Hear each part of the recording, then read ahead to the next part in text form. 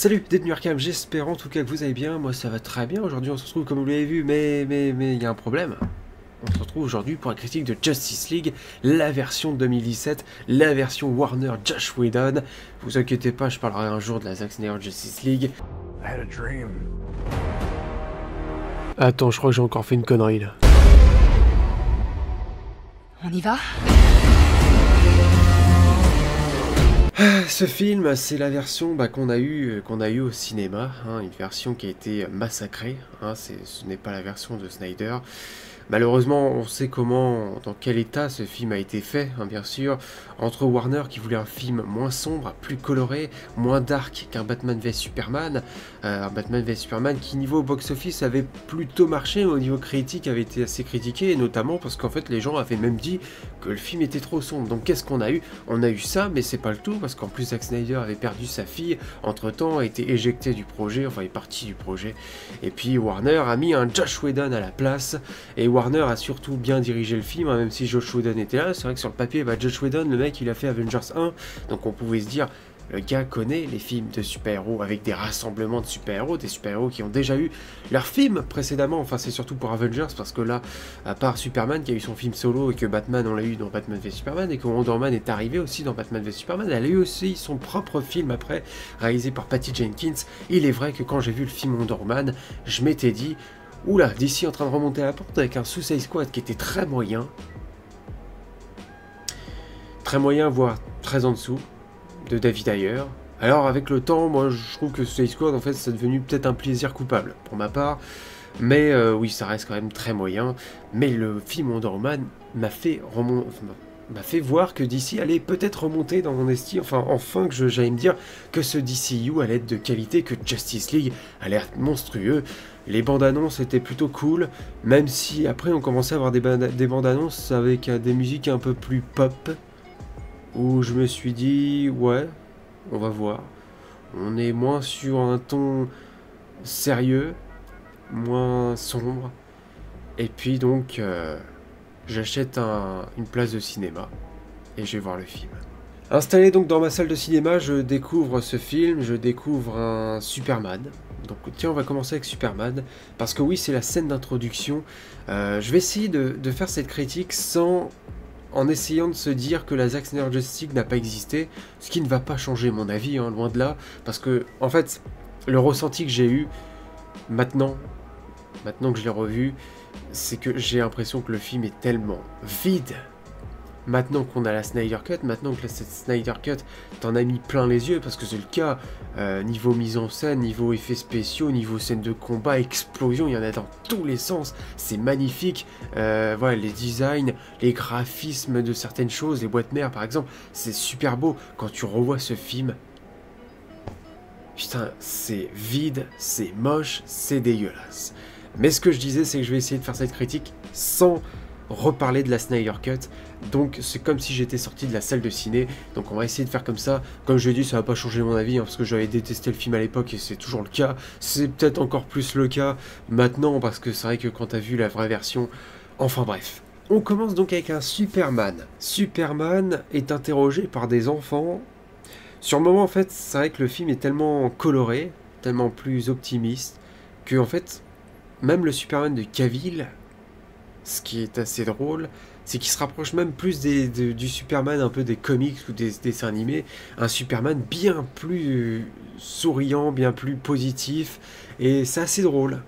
Sauf que le problème c'est que le Superman est con dans ce film. Il en devient con dans ses dialogues, il en devient con déjà en plus avec sa moustache, ça arrange pas les choses, ça c'est sûr, surtout dans cette scène, putain, où c'est visible à 10 km, c'est horrible, je sais même pas comment on a pu laisser passer une telle chose, mais voilà, des enfants vont l'interroger, les enfants, ouais, c'est des enfants qui posent des questions à la con, ouais, Superman, t'as déjà battu un hippopotame, enfin voilà, des questions un peu con, la scène aurait pu être peut-être un peu mieux, c'est vrai qu'on a... J'aime bien la vision en fait des civils, la vision des enfants, c'est qui sont en train de filmer un super-héros sur place qui vient sûrement de sauver des gens, mais on ne sait pas trop parce qu'on ne sait pas en fait ce qui s'est passé derrière. Je crois qu'il y a un bâtiment qui est en ruine. Enfin voilà, on voit qu'il s'est passé quelque chose. Mais ça aurait été nettement mieux que les enfants, tu vois, sont en train de filmer Superman, en train de sauver des gens, arriver, après ils posent des questions. Là, la manière dont c'est fait, et en plus le pire, c'est pas les enfants le pire. En fait, les enfants en fait, ils posent des questions à la con, mais c'est les réponses de Superman. Ils vont poser des questions du genre ton symbole il représente quoi? Superman qu'est-ce qu'il va dire? Ça représente les méandres d'un fleuve, pardon, ça tournicote. Ça tournicote. Non, ça tournicote, non sérieusement les gars, il y avait pas mieux à faire que ça tournicote. Ouais, c'est comme ça qu'il représente son logo. Je veux dire, c'est des enfants, tu les parles comme des attardés, alors que des enfants, tu peux les parler intelligemment, t'inquiète pas, ils vont comprendre. Tu leur expliques ce que c'est, l'espoir. Non, l'espoir, en fait, c'est comme des clés. Si tu les perds, il suffit de les chercher. L'espoir, c'est comme les clés. Si on le perd, il suffit de chercher. Voilà. Putain. Un Superman qui est plus positif, mais en fait, non, ça marche pas. En fait, ça marche pas parce que les réponses de Superman sont tellement connes que vraiment je n'en peux plus. Heureusement qu'on a la meilleure scène du film qui arrive après, la scène du Batman de Ben Affleck.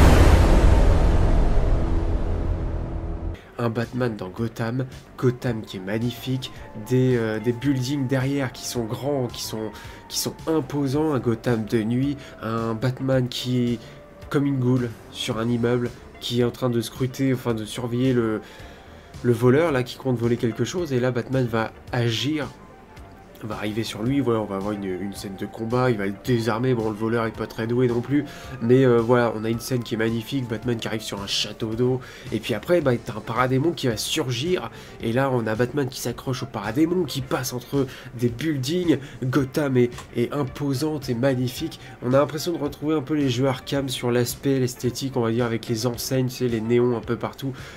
Si on avait eu un film Batfleck comme ça aurait été beau. Peut-être que Josh Whedon est fait pour faire du Batman, mais non, le mec n'est pas fait pour ça. Enfin, en tout cas, je sais pas si c'est lui qui s'est dit, tiens, on va faire un Batman qui déconne. Parce que, ouais, heureusement, dans cette scène, il déconne pas, mais alors ensuite... J'avais oublié, c'est vrai qu'à chaque fois je l'oublie à quel point dans cette version, la Justice League, tu sais même pas comment ils se créent en fait. Comment ils deviennent soudés, on va dire. Parce qu'ils sont en désaccord pendant tout le film. Il y a des tensions entre eux, entre Batman qui va dire à Diana « Ouais, Steve Trevor, c'est un connard !» et Diana qui a dit « Mais c'est toi le connard !» Ah, je grossis la chose, hein, mais c'est ça. Hein. Il va parler de Steve Trevor à un moment donné. Voilà, il va dire, je sais plus la connerie qu'il dit précisément, en plus j'ai revu le film, mais il dit, ouais, si t'avais agi comme ça, Steve Trevor, il serait peut-être pas mort, je sais pas. Putain, les mecs, ils sont en tension. C'est le moment, en fait, où ils sont sur le point de prendre une grande décision, c'est justement ressusciter Superman. Et d'ailleurs, attends, j'en ai pas parlé, mais la mort de Superman. La mort de Superman, les conséquences de la mort de Superman. Des gens qui deviennent fous dans les rues, qui commencent à donner des coups dans des cagettes de fruits. Voilà, il y a peut-être plus en plus de pauvreté, je ne sais pas, que c'est avec la petite pancarte qu'il y a un SDF qui est dans la rue, avec une petite pancarte où il y a marqué « J'ai essayé ». Voilà, j'ai essayé. Bon, ça, c'est référence à Josh Whedon qui a essayé de faire un bon film. Eh ben, il aurait mieux fait de pas essayer. Parfois, c'est vrai que dans la vie, il faut essayer pour voir si on peut réussir, mais pas pour ça. Ouais, pas pour ça. Donc la mort de Superman, voilà les conséquences, c'est des mecs qui deviennent fous, qui attaquent des petits épiciers qui n'ont rien demandé, qui balancent des cagettes de pêche et d'abricots dans les rues. Voilà ce qui est devenu donc le monde sans Superman. Là, ouais, j'allais dire que j'allais pas faire de comparaison avec la Snyder Cut, donc je ne le ferai pas. Donc ce que je disais ensuite, ouais, c'est que cette grande décision de ressusciter Superman, c'est une décision qu'il ne faut pas prendre à la légère. Et là, en fait, les héros sont complètement en désaccord. Il y a des tensions, surtout entre Diana et Bruce. T'as Aquaman qui, lui, est d'accord avec Diana sur le fait qu'il fallait pas réanimer Superman. Même au moment où ils vont réanimer Superman, il n'y a aucun respect pour le mec qui est sur le point de se faire réanimer. Les mecs, tu sais même pas pourquoi ils foutent ça. Tu sais même pas pourquoi ils font ça. Ah, j'avais oublié à quel point c'était mal foutu. Et surtout comment la Ligue peut se rassembler. En fait, je crois que c'est le plus gros défaut du film, c'est que les héros, tu sens pas leur alchimie, tu sens pas qu'ils sont soudés entre eux, tu sens pas la Justice League. Voilà, Superman, au moment où il va revenir, en fait, déjà, bon, ils vont s'affronter. Bon, c'est un combat que j'avais trouvé plutôt cool, et justement, la manière dont Clark Kent peut aller à la même vitesse que Flash, ça, c'était un combat qui était sympa. Mais en même temps, Superman est en train de parler, Superman est en train de dire « Je te connais, toi !» Ça t'arrive de saigner? Et Batman, qu'est-ce qu'il répond? Ça saigne bien. Oh là, ça saigne bien. Oh putain. Ah, Batman va faire des blagues. Voilà. C'est surtout dans le final, à la fin, en fait, Superman... En fait, on a l'impression que c'est lui qui... bah voilà, dès qu'il arrive, en fait, l'équipe s'entend plutôt bien. Ça y est, ça commence. Je sais pas pourquoi. Il y a une forme d'amitié qui va commencer à se créer, mais l'amitié n'est tellement pas aussi forte que dans cette magnifique... Ça y est, tu vois, je suis obligé de comparer, mais c'est vrai que maintenant qu'on a vu la Snyder Cut, on voit toute la différence. Mais ça, c'est c'est le plus gros défaut du film. Voilà, le plus gros défaut du film, c'est la manière dont la Justice League va se former. Ça n'a aucun sens. Et les personnages de Snyderverse n'a pas été parfait. Pourtant, moi je le défends parce que j'adore cet univers. J'ai adoré la trilogie Snyder, j'ai adoré le film Wonder Woman aussi, de Patty Jenkins, mais... Ça n'a pas été parfait au niveau du cast. Voilà, parce que Ezra Miller est insupportable en Flash. En plus, il aura aucune scène iconique dans ce film. Donc tu peux pas t'attacher à lui.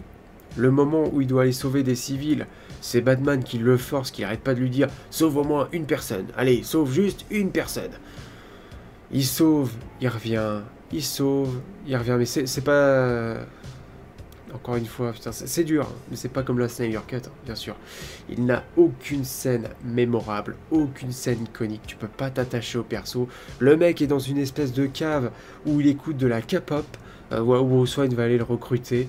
Bon d'accord, il arrête pas de faire des monologues, alors ça il le fait toujours, c'est toujours le Flash d'Ezra Miller, mais tu sais, il arrête pas de parler pour dire plein de conneries. Le Flash, en fait, il déconne. Voilà, il faut pas l'oublier, Flash c'est un personnage qui déconne, le Flash de Barry Allen déconne. Mais celui-là, il est pas drôle. Voilà, hormis la scène avec les lunettes que j'avais bien aimé avec le feutre, et c'était très sympa cette scène, je trouve, elle apporte quelque chose. Et puis en plus, le garde qui est là, enfin le garde qui est à l'accueil, il lui dit les lunettes c'est pourquoi? C'est pour la vue? Ou... Et le gars il comprend pas. Ça, cette blague est très drôle. Il n'y a pas beaucoup de blagues qui vont marcher dans ce film, hein. Hormis la scène avec Aquaman et le lasso de la vérité, ça c'est une super blague, où en fait il dit toutes les vérités au personnage, toi t'as pas de pouvoir, toi tu me fais constamment chier, toi par contre t'es super belle, enfin voilà, ça c'est un moment qui me fait super rire. Mais comme je disais, bah, le cast, Ezra Miller, nul à chier en Flash. C'est vrai que dans la Snyder Cut il sera mieux parce qu'il y a des scènes mémorables, donc le Flash était remonté un peu dans mon estime même si je n'aime pas le Flash d'Ezra Miller, et dans le film Solo aussi, Ezra Miller est un peu mieux, aussi, enfin pas le deuxième, mais le premier Ezra Miller est pas mal en termes d'acting je trouve, mais voilà, voilà, en plus à l'époque 2017, bah, c'est simple, moi j'étais en plein dans la série The Flash, bon, on était à la 3e ou 4e saison, donc Grant Gustin, moi il était dans mon cœur, quand je voyais ce Flash là j'y arrivais pas du tout, c'est très clair. Et Jason Momoa, bah c'est pareil. Quand tu vois sur la Batmobile, là, qu'il est assis sur le lasso, le mec a rien à foutre en Aquaman. Même quand le moment où il boit une bouteille de whisky, il te la met au sol avec la musique qui accompagne derrière.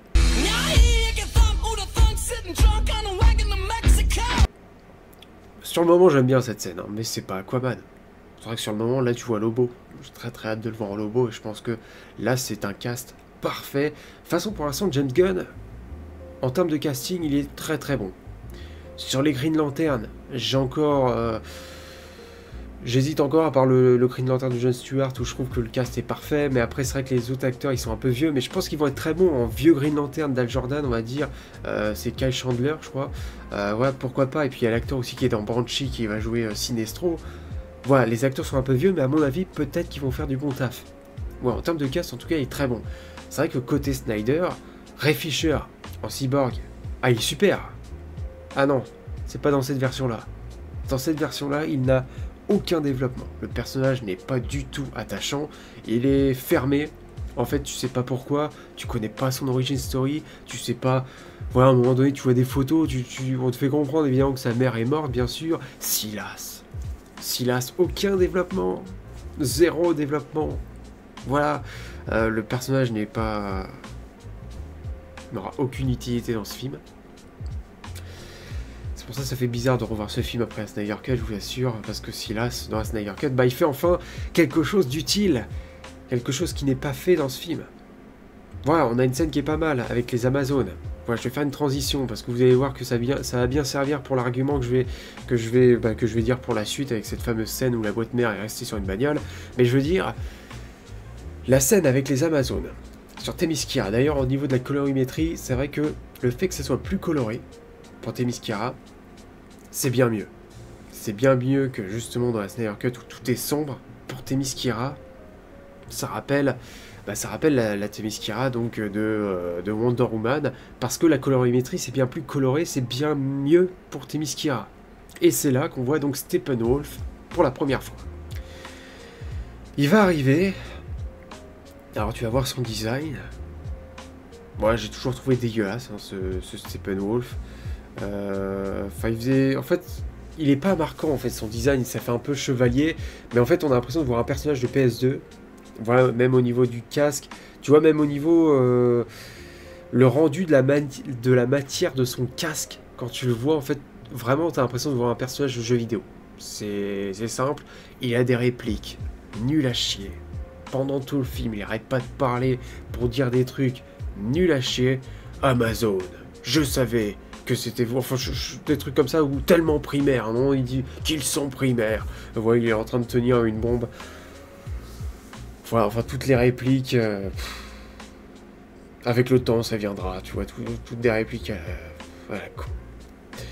Steppenwolf, voilà, dès qu'il arrive, bon, il y a ce combat entre les Amazones, il est plutôt sympa, ce combat. Moi, je l'aime bien, il y a le moment, en fait, il va sortir du temple, alors, par contre, il fait X-Men.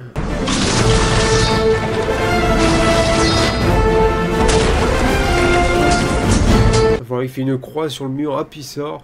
Et puis, voilà, donc là, il va poursuivre les Amazones. Il va essayer de récupérer donc la boîte mère. Les Amazones, très clairement, elles sont en train de sauver la boîte mère, mais corps et âme. Enfin, elles sont en train de donner leur vie.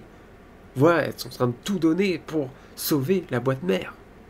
Il y en a qui vont mourir dans ce combat. Pareil, côté Atlante. Donc le moment où donc Aquaman a fini de boire sa bouteille de whisky, il saute et là il arrive dans l'océan. Ouais, donc là il est en train de nager, il arrive, donc il va rencontrer Mera. Ça y est, on voit Mera pour la première fois, jouée par Amber Heard. J'adore Mera. Bon, c'est vrai que dans ce film elle aura pas l'importance qu'elle a dans le film Aquaman. Et donc pareil. Le combat est moins long, bien moins impressionnant, mais bon, encore une fois, c'est pas... je vais essayer d'arrêter de dire la Snyder Cut, c'est dur, c'est très très dur, parce que c'est vrai que je suis obligé de faire la comparaison. Mais c'est vrai que, voilà, quand il y a ce combat, ouais, il y a des Atlantes là qui sont en train d'essayer de défendre donc, la boîte mère, c'est surtout Aquaman et Mera qui sont là, pour essayer que Steppenwolf n'ait pas la boîte mère. Tout se passe tellement vite, et donc, il y en a qui sont morts pour cette boîte mère. Et donc, transition toute trouvée, la dernière boîte mère que Steppenwolf doit récupérer, la boîte mère donc qui a servi à ressusciter Superman. Donc pendant que tout le monde se combat gentiment contre Superman, la boîte mère donc qui elle est partie au ciel pour redescendre et elle atterrit sur une voiture, c'est ce qu'on ne verra pas dans cette version là, mais on le sait parce que dans la Snyder Cut, elle a bien atterri sur une voiture. Eh ben c'est simple. Tout ce que Diana va dire, c'est qu'elle va regarder au loin, le rayon de Steppenwolf va descendre, Steppenwolf va arriver, va prendre la boîte mère et hop, il va redécoller. Et Diana va dire, oh non, ça y est, il a la dernière boîte mère. Tes sœurs, tes Amazones, se sont sacrifiées, ont donné tout pour récupérer cette boîte mère. Les boîtes mères sont... Enfin, je veux dire, Steppenwolf... Son objectif, c'est de récupérer toutes les boîtes mères. La Justice League le sait. Batman, parce que oui, voilà, Batman va pas aussi vite que les autres héros, il n'a pas de pouvoir. Lui s'est pas dit, tiens, putain, on va peut-être aller récupérer la boîte mère et, en fait, essayer de la protéger. et pas la laisser sur une bagnole. Non, au lieu de ça, Batman avait son plan, c'est que voilà, Alfred allait envoyer Lois Lane si ça se passait mal, donc Lois Lane attendait tranquillement dans une voiture, et donc Alfred, Bruce va dire envoyer Lois Lane. Donc j'imagine que c'est peut-être un lien avec Batman v Superman, le fait que dans Batman v Superman, Flash prévient à Batman que Lois Lane est la clé. Est-ce que c'est pour ça? Est-ce que c'est ça le lien? Voilà, bon, est-ce que c'est ça vraiment la clé? T'envoies Lois Lane, je pense que la clé c'est pour quelque chose de bien plus important pour la suite, nous le savons. Mais c'est vrai que là, vu de cette manière-là, en fait, Batman, il est tout aussi con que Superman hein, dans ce film, de toute façon. C'est clair, je déteste Batman dans ce film. Et vous le savez, le Batfleck, c'est mon Batman préféré. Mais c'est pas grâce à ce film. Voilà, donc la boîte mère est récupérée, je comprends toujours pas la scène, qu'elle est absurde, mais comme pas possible. C'est fou d'avoir une scène aussi absurde, vraiment. Comme je disais, c'est comment s'attacher à Cyborg, à qui on n'arrive pas du tout à s'attacher à lui. C'est un truc de dingue. Voilà, c'est un truc de fou, comment on peut... Il n'y a pas d'origine story, il n'y a aucun attachement au personnage. Et le moment voilà, où il ressuscite Superman, bon... Voilà, on sait pas ce qui se passe hein, quand il touche cette boîte mère. Et puis putain, la scène, le décor c'est vide. On a l'impression qu'en fait, que là où ils sont, que c'est pas terminé, qu'on est encore en tournage. Et donc du coup il manque, je sais pas, il manque des lumières, il manque de la couleur, il manque des explosions, il manque une espèce, enfin une iconisation de cette scène, de ce moment. C'est moche. Ah c'est laid. Bref, donc Flash va surcharger la boîte mère pour faire réanimer Superman. Aquaman est d'accord avec Diana sur le fait qu'il fallait pas réanimer Superman, mais bon, on s'en fout, on laisse faire, on va voir ce que ça donne. Et puis voilà. Cyborg, il va pas avoir la vision du futur, bien sûr, ça n'existe pas dans cette version-là. Puis Flash va tranquillement obéir aux ordres de Batman et donc réanimer Superman. Voilà. Hormis que j'avais adoré bien sûr le cast de James Gordon, J.K. Simmons, que j'ai trouvé très très bon en James Gordon, et pourtant ça dure pas longtemps, mais j'aimais bien ce moment. C'est vrai que le début du film il est plutôt pas mal dans cette version. Voilà, entre Steppenwolf qui arrive sur Themyscira, ça c'est pas mal. Les super-héros qui se réunissent, c'est comme je dis, il y a des tensions entre eux, c'est un peu con, mais le moment où on a Gotham, voilà, t'as James Gordon qui allume le bat-signal, ça c'est très cool, voilà, ça c'est des moments qui sont sympas. Mais bon, ensuite nous avons toutes ces scènes de reshoot, on sait que c'est les reshoots, de toute façon c'est dégueulasse. Entre Lois Lane et Martha qui sont en train de parler dans un espèce de bureau de la Warner, parce que franchement tu sais pas où ils sont, on pourrait croire qu'ils sont au Daily Planet, mais c'est pas le Daily Planet. Entre la femme qui est à la télé, qui dit mon mari a été enlevé par les extraterrestres. Non mais vous imaginez s'il se prend je vais pas dire les mots, mais voilà, en plus elle est coupée à la télé, en fait elle dit plein d'insultes, tout ça. Et en fait la scène en est ridicule. Voilà, en fait on tourne à rigolade en fait tout ce qui se passe. Ouais, même la femme, tu la prends pas au sérieux, parce qu'en fait, c'est tourné complètement à l'humour. De toute façon, l'humour dans ce film ne va pas du tout, hein, ça c'est clair. Et puis les reshoots avec Bruce Wayne aussi, non, franchement. Voilà, la moitié du temps, là, c'est quand on est dans cet endroit, là. Cette espèce d'endroit, ça doit être une partie du manoir, j'en sais rien, enfin, c'est dégueulasse, cette salle. Et puis le pire, c'est qu'on voit les sous-vêtements de Batman. C'était le truc qui m'avait le plus choqué, je crois, dans le film. Je me suis dit, mais c'est quoi ce truc dégueulasse? C'est quoi ce costume? En fait, c'était les sous-vêtements du costume du Batfleck. Franchement, quelle insulte. La première scène de combat entre Steppenwolf et la Justice League. Elle est sympa. Voilà, c'est le moment où d'ailleurs le Flash d'Ezra Miller va sauver des gens, hein, c'est nul. Elle est sympa, enfin elle était sympa pour l'époque, maintenant que tu connais la vraie scène c'est autre chose. Mais on a une scène où Batman en fait commence à déconner. Mais à déconner tout le temps. Déjà il est obligé de te dire une phrase à chaque fois qu'il fait quelque chose. Oh, ça fait mal. Oh, toi t'es moche. Oh, t'as pas fait ce que je t'ai dit. Voilà. J'ai oublié mon épée. J'ai oublié mon épée. Sale cafard. Putain, ça n'arrête pas. Ça n'arrête pas. Ça n'arrête pas. Ça me faisait mal, ouais. Pour le Batman de Ben Affleck, ça faisait très très mal. Et en plus, il y a des moments où il est filmé. On aura ça dans le final, on aura ça aussi dans cette scène-là, où en fait le Batman est gêné. Quand quelqu'un lui dit quelque chose, il est gêné. Tu vois, il est comme ça. Ouais, t'avais raison. C'est à la fin d'ailleurs quand Superman lui dit ah, je savais que tu m'avais pas ressuscité juste par amitié. C'est pas ce que je voulais dire, mais il est gêné. Batman est gêné. Il y a rien qui va dans le perso. Bah, surtout que en fait tu sors, tu le connais le Batman de Ben Affleck parce que tu l'as vu dans Batman v Superman. Ce n'était pas ça la tonalité de ce Batman. Ce n'était pas ça ce Batman. Là on l'a tourné en clown.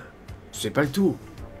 Voilà, je joue un peu dans tous les sens, hein, parce que c'est vrai qu'il y a tellement de choses à dire, mais le moment où Superman prend Batman comme ça, le prend par le masque, en plus c'est moche, et il le balance comme une merde. Vraiment, il le jette, mais même à la caméra, tu le vois, il le jette comme ça. Et il se retrouve au sol, et puis Batman qui dit « Ah, ça sonne bien, ça sonne très très bien. » Voilà. Ah, ça fait mal, hein. Franchement, c'est pour ça que je dis que c'est le pire film du DCU, parce qu'en fait, ça a insulté les personnages, des personnages qu'on a en fait déjà connus dans certains films précédents, et puis c'est des personnages évidemment qu'on connaît aussi, donc ça fait très très mal de voir ce genre de conneries. Voilà, moi je me rappelle qu'au cinéma, j'avais mal quand je voyais ça. J'avais mal, hein, parce que franchement, c'est dur. C'est excessivement dur de voir ce genre de conneries pour des personnages qu'on aime. Et voir le massacre qu'ils ont fait avec eux. Ouais, ils se sont crus chez Marvel, en fait.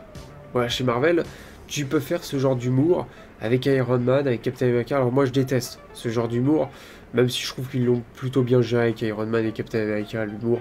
Parce que l'humour, tu peux en faire, ça dépend de comment il est amené. Là, c'est pas de l'humour, c'est de la connerie. Ça marche pas, c'est de l'humour enfantin, c'est nul à chier. Enfin voilà, Batman, il va avoir une réplique dans la Snyder Cut, et j'avais envie d'en parler quand même, c'est qu'à un moment donné, Cyborg va lui dire je ne savais pas que tu existais. Et Batman qui répond j'existe quand je suis utile. J'aime bien cette phrase. En même temps, c'est un petit côté léger du Batman, parce que Batman peut déconner subtilement de cette manière-là, mais en même temps, c'est une phrase qui peut être badass aussi. Voilà, c'est le Batman, c'est une légende, ça fait 20 ans qu'il est à Gotham. J'existe quand je suis utile. Moi j'adore cette phrase. Là, franchement... voilà, j'ai envie de... Bon, on est déjà à 27 minutes, mais je vais parler du final. Hein. C'est juste que je voulais savoir si j'oubliais rien. Je crois que c'était bon. Ouais, de toute façon, on va pas en parler pendant une éternité de ce film. Le final...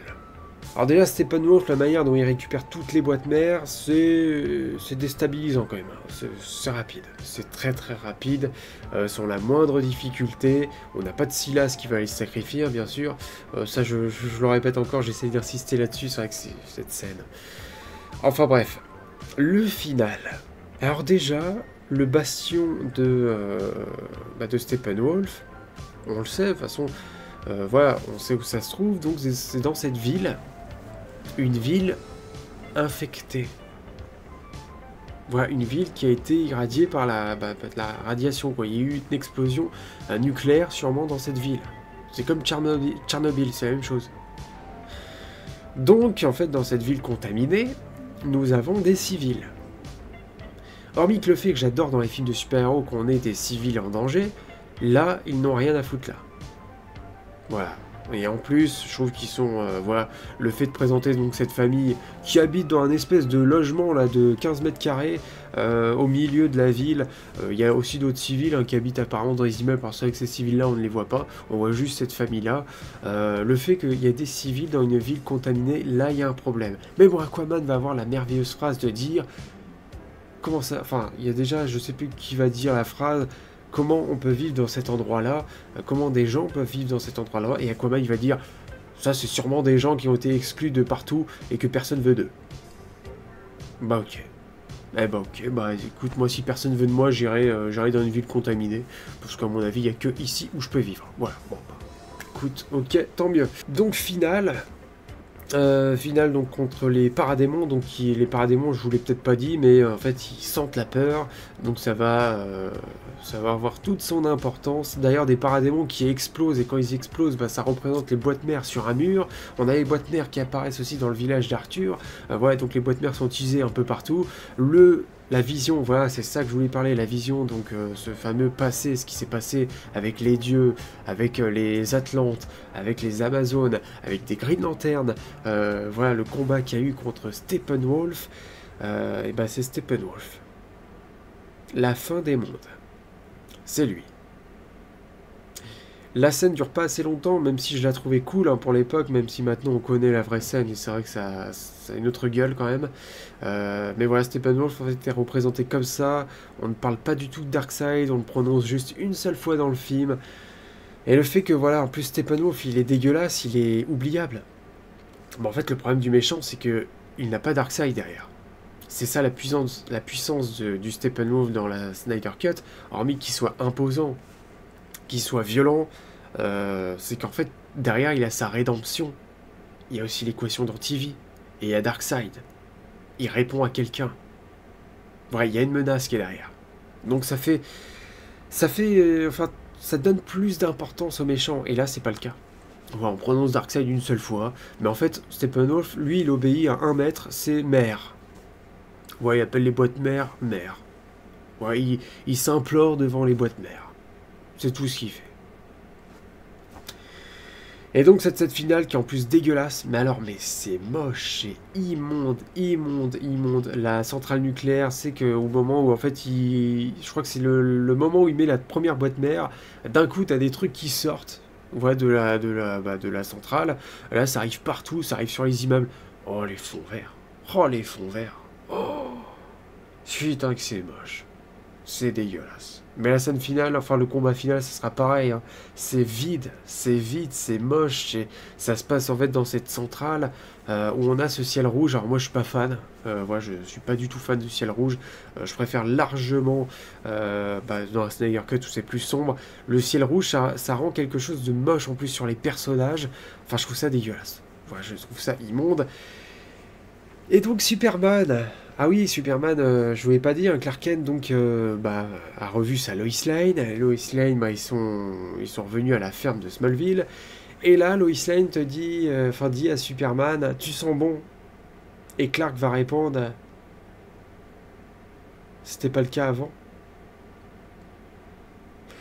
Ensuite, Lois va dire, ça fait quoi de ressusciter? Et Clark va répondre, ça gratte.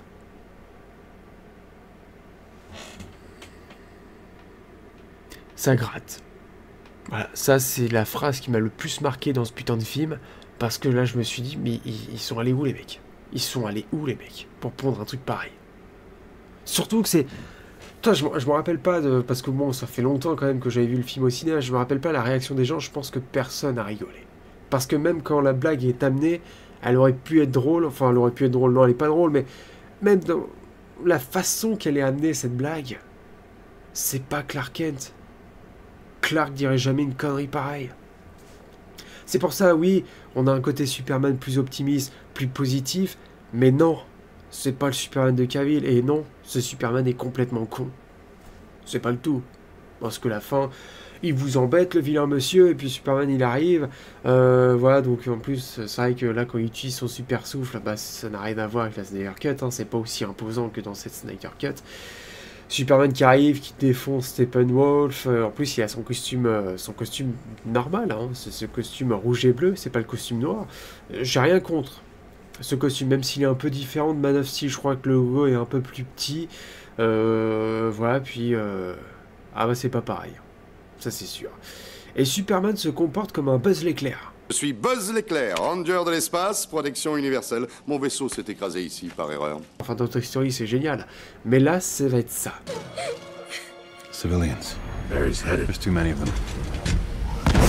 Il y a un moment, Batman, donc ça, je vous l'ai dit tout à l'heure, cette scène de merde, où Batman est toujours gêné, en fait.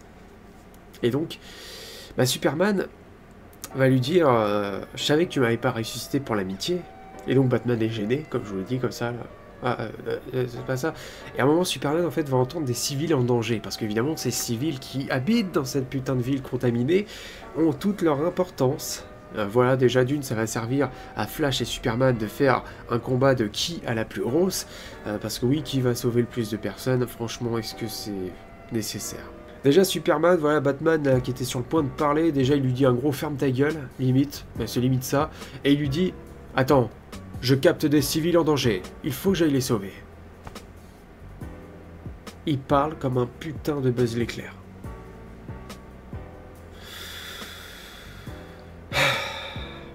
Je vous l'ai dit, dans les films de super-héros, j'adore quand on sauve des gens, mais pas là, ça n'a rien à foutre là, ça n'a rien à foutre là.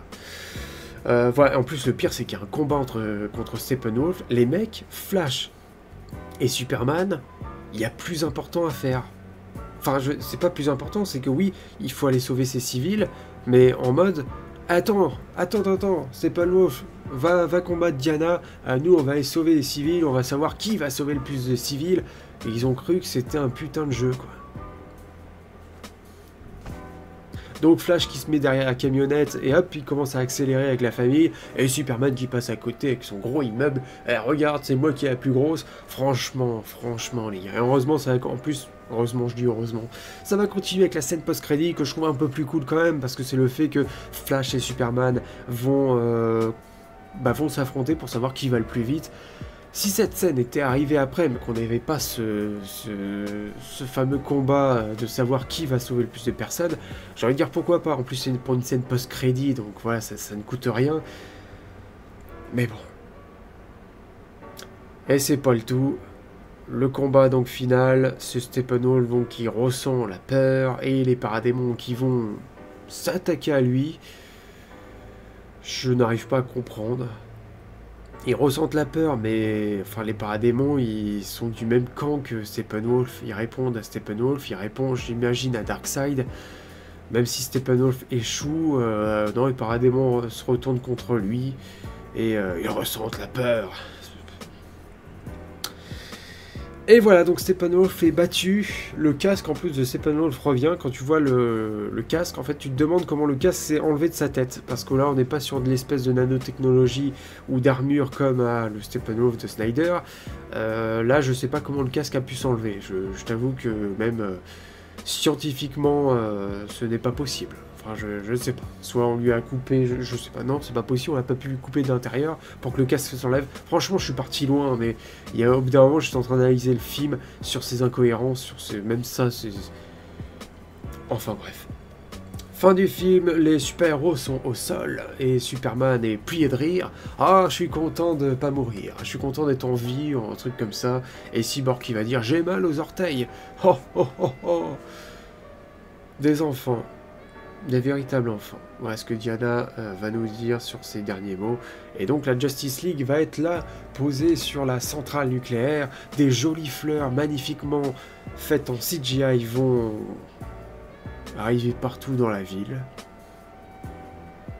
Je sais pas non plus l'intérêt. Les fleurs qui ne font pas naturel. Hein. T'as l'impression que là c'est Jurassic Park qui commence à arriver. Je sais pas. Je sais pas. Même dans Jurassic Park c'est plus réaliste que ça. Parce que là, je suis parti loin. Je sais pas. Ou peut-être Poison Ivy, là, qui allait... Je sais pas pourquoi des fleurs. Je sais pas pourquoi des fleurs. Voilà. Voilà, c'est la fin de la Justice League. À la fin, on a un joli discours de Lois Lane. Avec donc tous les super-héros qui sont en train de faire leur petite vie de chacun de leur côté, en train de sauver des gens, ou arrêter un braquage, ou courir comme Flash. Oh, putain, Ezra Miller, il y a une sacrée... putain, il court d'une sacrée manière, franchement. Voilà, puis Batman, bon, par contre, c'est classe, toujours classe, hein, bien sûr, le Bat-Signal, le Bat-Fleck qui est là sur un toit avec le Batwing qui arrive. C'est des scènes qui étaient plutôt iconiques pour le Batman, mais malheureusement, en fait, on a tellement défoncé le Batman avec ses blagues qu'en fait on est mitigé. Voilà, on est mitigé entre les deux. Et donc la scène post-crédit avec Deathstroke, et puis voilà. J'en ai pas parlé aussi, mais on va finir avec ça, la musique de ce film. La musique. C'est Danny Elfman qui est derrière cette BO. Il n'y a pas un thème iconique pour la Justice League. il n'y a pas de musique. La musique, je vous dis, elle est perdue. Parce qu'en fait, la musique, elle fait des hauts et des bas. Ça arrête pas de faire... Enfin, ça fait des hauts et des bas. Ça n'a aucun sens. Il y aura un thème un peu pour Flash qui est très moyen. Ouais, qui interviendra un peu par-ci par-là. Ouais, sans réel intérêt, bien sûr. Et on réutilisera en plus les thèmes de Danny Elfman notamment. Ouais, c'est Danny Elfman qui a créé le thème, enfin qui a composé plutôt le thème du Batman de Tim Burton, le Batman de Michael Keaton. Vous voyez, on va réutiliser ce thème pour le Batfleck. Ça n'a aucun sens. On va réutiliser le thème de John Williams pour le Superman de Henry Cavill. Ça n'a aucun sens. Ils ont fait la même connerie d'ailleurs dans le film Black Adam en réutilisant le thème de John Williams. Je ne comprends encore pas l'intérêt, je vois pas le rapport. C'est surtout qu'en fait le Superman de Cavill a une BO qui est géniale. Donc pourquoi tu ramènes le thème de John Williams? Et en plus, c'est que la musique, enfin les thèmes sont ramenés d'une manière silencieuse. Toi, c'est très subtil en fait. Il faut vraiment limite pencher l'oreille parfois pour entendre le thème. Ouais, parce que le thème n'est pas envoyé à pleine puissance, hein. C'est pas comme dans le film The Flash, mais bon, là, ça a toute logique. On a le retour du Batman de Michael Keaton, on réutilise le thème et on l'utilise à pleine puissance. Là, en fait, il est... tu vois, ça fait... C'est tout petit, t'as Batman, voilà, qui est de retour avec ce thème. Bon. Putain, Danny Elfman, pourtant, il nous a fait quand même les Batman de Tim Burton. Il nous a fait le Spider-Man 1 et 2 de Sam Raimi. Il a un bon CV, le gars. Il a un bon CV et il nous a fait de la merde, mais bon. À mon avis, il était peut-être aussi dans le rush, hein, je ne sais pas, mais heureusement, Junkie XL nous a fait une BO de fou pour la Snyder Cut. Mais alors, une BO de dingue, que ce soit le thème pour Flash, le thème pour la Justice League. Enfin bref, on n'est pas là, on n'est pas encore dans la Snyder Cut. Mais voilà, ça fait 40 minutes que je parle de ce film, et pourtant je pourrais continuer, il y a d'autres éléments qui me viennent en tête, il y a tellement de choses aussi dans ce film, mais bon, on va pas en parler plus, hein, c'est bon, je pense que j'ai fait le tour. C'est un bon film de merde, ça peut être un plaisir coupable, hein, pourquoi pas, mais bon, ouais, si vous avez jamais vu Justice League, foncez sur la Snyder Cut, et regardez quand même le petit extrait de Batman dans Gotham, parce que ça c'est ce qui m'a manqué un peu dans la Snyder Cut, c'est une scène avec Batman en solo. Ça, c'est vrai que ça m'a manqué. Ouais, parce que même si on n'avait pas cette scène, je me suis dit peut-être que Snyder a fait une autre scène avec le Batfleck, ça aurait été très cool. Malheureusement, c'est ce qu'on n'a pas eu. Bon, après, ça, c'est mon petit caprice de fan du Batman de Ben Affleck. Enfin bref, voilà, j'espère que cette critique vous a plu. Ça fait 40 minutes quand même. Voilà, n'hésitez pas à me dire dans les commentaires ce que vous avez pensé de ce film. Est-ce que vous l'avez vu au cinéma? Est-ce que vous l'avez détesté? Est-ce que vous l'avez adoré? Détesté plutôt? Non. Si vous l'avez adoré, tant mieux pour vous. Moi, ça n'a pas été mon cas, ça a été une grosse déception. En tout cas, voilà. Likez cette vidéo si elle vous a plu, abonnez-vous évidemment. Et puis moi, je vous souhaite la bienvenue à l'Asile Arkham. Allez, salut!